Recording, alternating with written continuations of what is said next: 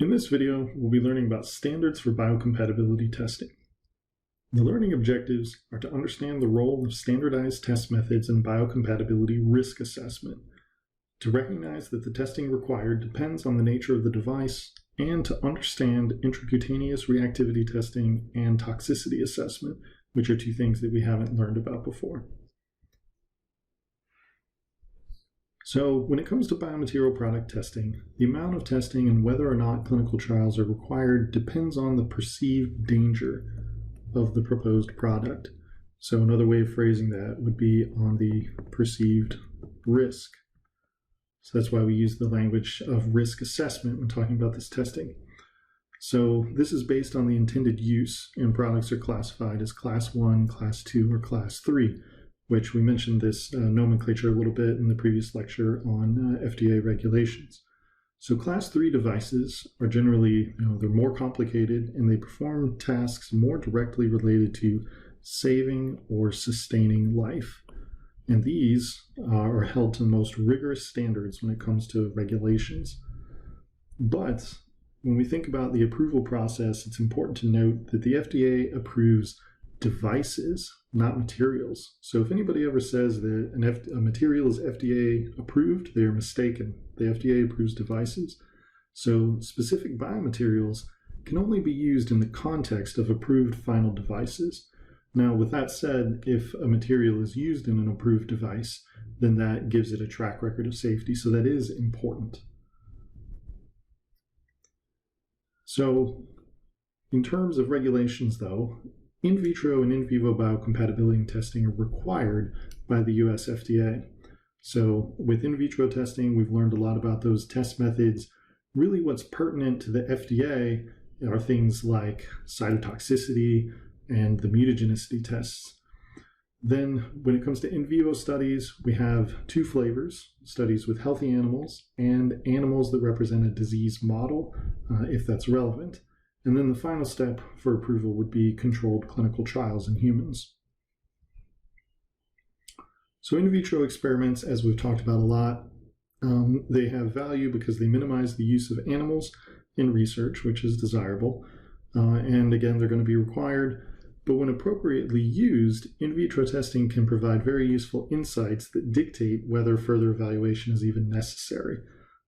So for example, you could think about if the testing reveals that there's mutagenicity, then you wouldn't proceed further. Or if there are cytotoxic leachables, then you wouldn't proceed further. You would go back and revamp your design. But when evaluating in vitro experiments, a key question is, will they measure parameters that are relevant to in vivo outcomes? So that relevance is very, very important when you design your testing plan. For in vivo experiments, the goal is to assess tissue compatibility and to determine biocompatibility or safety of the medical device. So again, biocompatibility, as we all know now, is application specific. And so we use animals for this testing to model what might happen in humans. But we have to think about relevance again. So will the animal model provide data that's useful for predicting how performance is going to be in humans? So we have to think about the animal's anatomy and physiology and biochemistry. So for example, hemodynamics, the coagulation cascade, which we've talked about before. And then without validation to human clinical studies, it can be difficult to draw strong conclusions from performance in animals. So that's why the clinical trials are necessary after performing animal studies. So when designing animal testing, it's very important to choose the animal model that offers good approximation anatomically and biochemically to humans. And then we also have to think about testing the complete medical device. So that's really necessary in the approval process. And if we're doing that, we may need to use larger species so that they can accommodate human-sized devices. And this is something that we've emphasized before. This table is useful because it summarizes, different animal models for various medical devices and their types. So we see with cardiovascular devices, here with heart valves, we have sheep. And when we talked about a heart valve calcification study before. So this was the Resilia valve. We said that this testing was done in a juvenile sheep model. Vascular grafts are often tested in dogs and pigs, stents in pigs and dogs again, ventricular assist devices in calves, same for artificial hearts, ex vivo shunts are tested in baboons and dogs, etc. So I'm not going to read off this entire list, but these animal models, so they're taking into consideration the anatomy and the physiology and the biochemistry, which again, that's something that it's very critical to do that to make sure you have a good test bed for your device. So now this slide is a repeat of the earlier one, but now we've got some extra text down on here on the bottom. So as we're doing this test method, or this testing process, it's very important to adhere to standards. So standard test methods have been compiled by agencies such as ISO and ASTM, and results of these tests are reported to the FDA to prove that the new device is both safe and effective, and that's what the FDA cares about. But adherence to these standardized test methods is critical for making sure or ensuring that the results obtained are useful and valid. So assistance in the design of mini biomaterials, again, is available through these international standards organizations.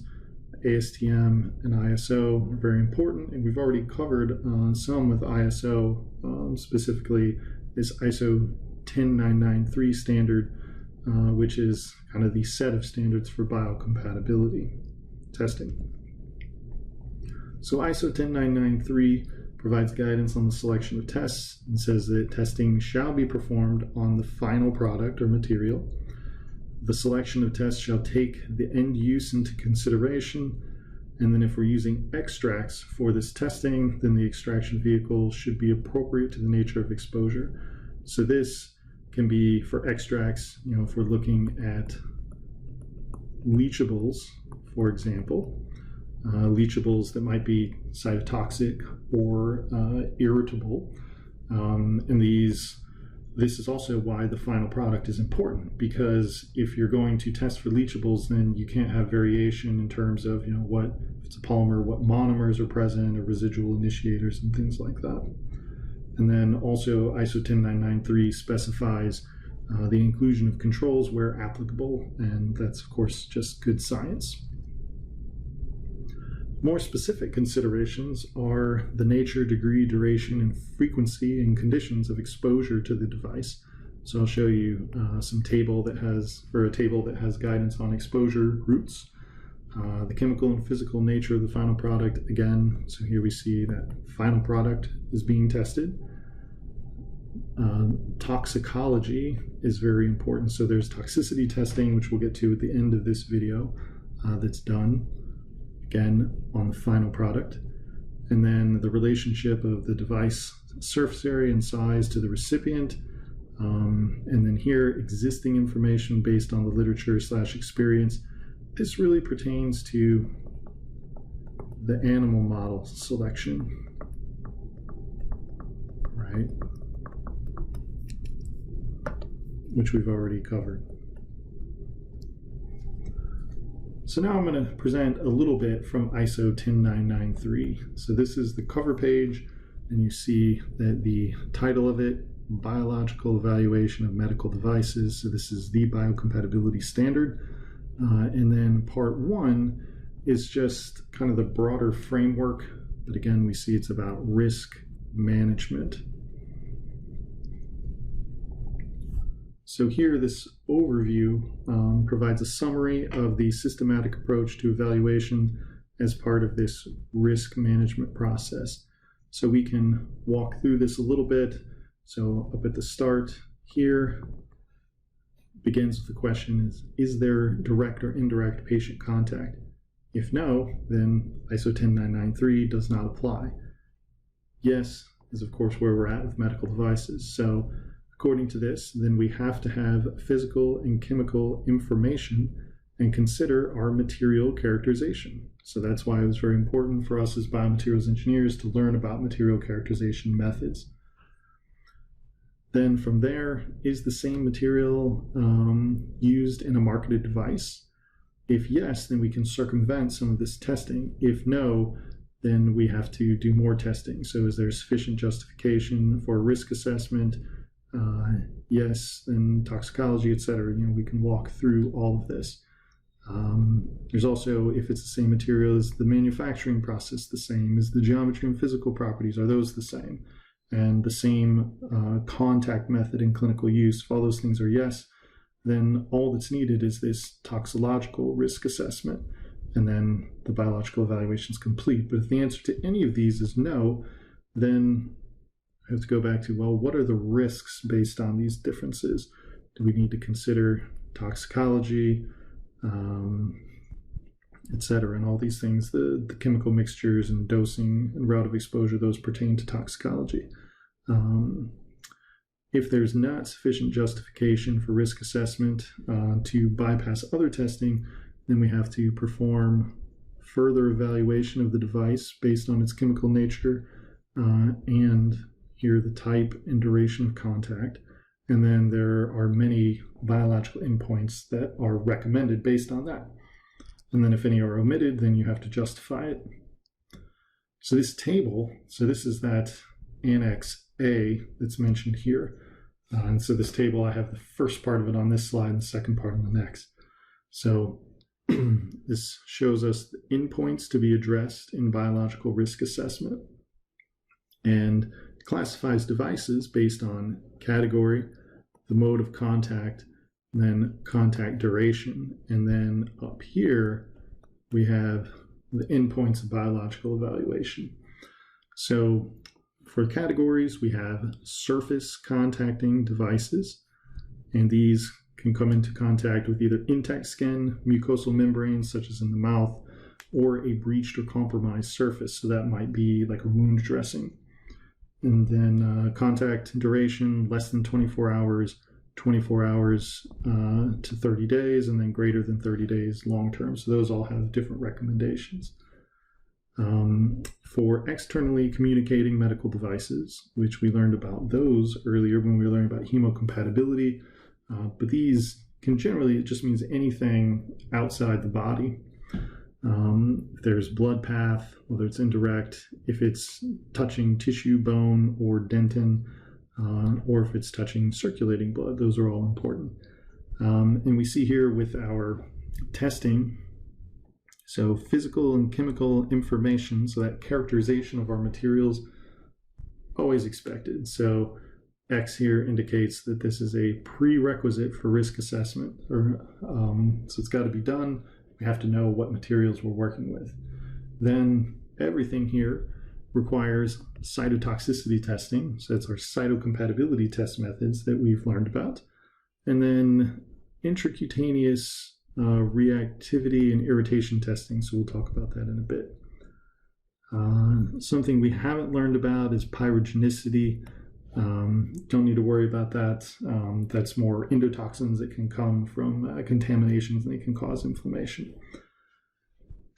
The other testing that can be required depending on the device is related to toxicity, and we have acute, subacute, subchronic, and chronic toxicity. So we'll get to those at the end of this lecture. And then the other tests over here are all things that are familiar with it. We've covered this semester. So implantation effects here, so that we implant it into a tissue, look at things histologically. We have our hemocompatibility testing. So here, these E's tell us that the endpoints should be evaluated in this process. And we see that for hemocompatibility, we get to these blood contacting devices down here. So blood path, indirect, or if they're in contact with circulating blood, we got to do hemocompatibility testing. Have our genotoxicity and carcinogenicity testing, so we can lump those together. There for our purposes and the things that we've learned about. Nothing here pertains to reproductive or developmental toxicity. But then lastly over here, degradation. So if our material can degrade in the body or not, that needs to be assessed. Although in this case, none of these are expected. Now, this is the continuation of that table. So we have now implant medical devices. So this really, these are the devices that we care most about or that we think about most often. So these would be like our orthopedic implants, our hip implants, knee implants, bone plates, etc. And then for blood contacting devices, our stents, vascular grafts, etc. And we see all the same testing up here, a little bit more rigorous in terms of what's expected with these, so the E's, the endpoints that are expected to be evaluated. So here, this is another table just listing all of the sub-tests, or I guess the parts of ISO 10993 that are relevant to the things we've already talked about in class. So we've made references to some of these along the way. So 10993-3, that's our genotoxicity and carcinogenicity that we've learned about. -4, that's the hemocompatibility one for testing with blood. -5 is in vitro methods for cytotoxicity. -7 pertains to ethylene oxide sterilization, residuals that we talked about when we learned about sterilization methods. -9, biodegradation. So as I was teaching you about all the different degradation test solutions and methods way back on exam 1, a lot of that content came from this standard. -13 talks about identification and quantification of degradation products of polymers. We also, 14 pertains to ceramics, and then 15 pertains to metals. So all of those I took into consideration. And then -18, so we have characterization of materials, so a lot of the spectroscopic methods we learned about, and other ways of characterizing material properties. And then physicochemical, morphological, and topographical characterization. So those are things like electron microscopy and atomic force microscopy. So really, we've covered a lot of ISO 10993 in this course already. ASTM, I'm not going to dwell on, but they provide a similar set of standards. So here you see some extraction and testing for contact allergens in guinea pigs, which we did learn about as well. And then we're going to talk about this intracutaneous injection in rabbits later. And then there are also some other implant-specific testing methods that we see here in these different standards from ASTM. So now let's move on to some of these. So first we have sensitization, irritation, and intracutaneous reactivity testing. So these tests are important because exposure to or contact, even with small amounts of potential leachables from medical devices, can result in allergic or sensitization reactions. So this also, the sensitization tests estimate the potential for this contact sensitization. So this is very important for the devices that were in that first section of the table that I showed earlier. And then the symptoms, they're often seen in skin tests. And these are generally carried out in guinea pigs, at least for the sensitization testing. And we learned about that earlier this semester. I had showed you this picture before, and we see all these spots on the guinea pig. Those were in contact, and I'm just circling some of them, but they were in contact with a medical device, a material, and we can see clearly that there was some inflammation there. So the skin's very red, it's raised up, so it's swollen. Those are the hallmarks of inflammation. So we can tell that there was something leaching out of this material that was causing that inflammatory reaction. But what about the other things? What about these this irritant testing and intracutaneous reactivity in particular? So, the most severely irritating chemical leachables, we don't even have to proceed to in vivo studies to see those. We can detect those with in vitro cytotoxicity tests. So in irritant tests, we're looking at extracts from biomaterials. So leachables again. For intracutaneous reactivity, so this is an injection. So we're injecting some of these extracts into the tissue, and these are appropriate when it's not contact with a surface, a dermal or mucosal surface, right? So if it's a device that is going to be underneath the skin implanted into the tissue, then this intracutaneous reactivity would be appropriate. So this is most commonly done in rabbits, and that was shown earlier on the slide with the recommendations from ASTM. So here with this type of injection, so it's not an intramuscular injection, you don't want to go that deep. It's going to be this subcutaneous injection under the skin, but then the signs are similar to the guinea pig contact testing. You're going to look for inflammation and redness associated with it. Lastly, let's talk about toxicity. So a toxic material is defined as any material that releases a chemical that is in sufficient quantities that's going to kill cells either directly or indirectly.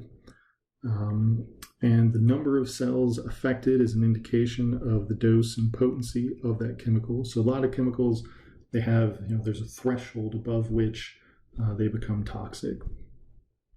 And factors that affect the toxicity, the most important is going to be the dose or the amount of chemical that's delivered from a device. So we're going to talk about the different timelines of toxicity, acute, subacute, chronic, etc. But an important note here when we think about toxicity testing is that in the context of risk assessment, if you design your animal studies appropriately, you may not have to do separate testing here. So I actually pulled this text on the bottom. So this is from ISO 10993, and it specifies that information obtained from comprehensive implantation assessments that consider these toxicity routes may be appropriate if you're using sufficient animals and time points, so you're including those in assessing. So you might not have to do these. And before I go any further on this, also I will say that the method of assessment is going to be histology around an implant. So now the different types of toxicity. So acute toxicity is considered to be adverse events that occur after administration of a single dose or multiple doses within 24 hours. So that's the key, this really fast reaction where we're getting toxicity. Subacute toxicity, also referred to as repeat dose toxicity, focuses on adverse effects occurring after the administration of single dose or multiple dose of a sample over a period from 14 to 28 days, so it's a little bit longer. Subchronic toxicity is out a little bit further. So this is, again, administration of a single dose or multiple doses of a test sample. And it's during a part of the lifespan, usually 90 days, but not exceeding 10% of the lifespan of the animal. So it kind of depends on what species of animal we're doing this testing in. And lastly, we have chronic toxicity. So this is out even further. So same assessment in terms of single or multiple exposures, but now it's over a period of at least 10% of the lifespan of the animal. So out beyond that threshold.